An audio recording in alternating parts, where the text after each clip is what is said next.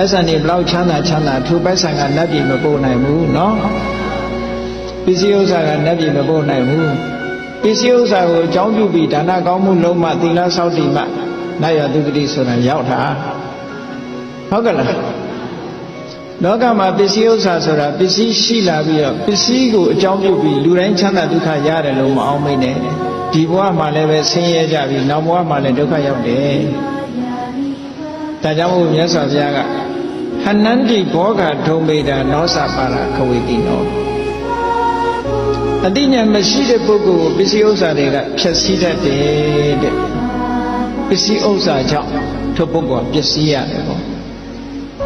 ပစ္စည်းဥစ္စာကြောင့်ဒုက္ခရောက်တယ်ပစ္စည်းဥစ္စာကြောင့်သေရတယ်ဟောအမျိုးစုံရှိတယ်လူတွေမှာနော်ပစ္စည်းဥစ္စာကဒုက္ခပေးဖို့သို့တော့ပညာမဲ့တဲ့ပုဂ္ဂိုလ်တွေကိုဖျက်ဆီးနိုင်ပေမဲ့လို့ဒီဘဝမှာဒီလိုဖျက်ဆီးတယ်ဖျက်ဆီးနိုင်ပေမဲ့လို့ပစ္စည်းဥစ္စာကိုအသုံးချပြီးတော့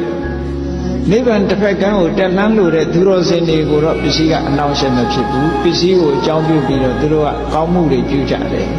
ဟုတ်ကဲ့လားအဲ့ဒါလို့မဟုတ်လို့ရှိရင်ဒီဘဝမှာလည်းပစ္စည်းကြောင့်အန္တရာယ်ဖြစ်ရတယ်ထိုပစ္စည်းကိုတတ်မဲ့ပြီးတော့သေရသည့်အတွက်ကြောင့်နောက်ဘဝမှာလည်းပြိတ္တာဖြစ်တယ်ငရဲရမယ်ဟောဒါမျိုးတွေဖြစ်ကုန်တယ်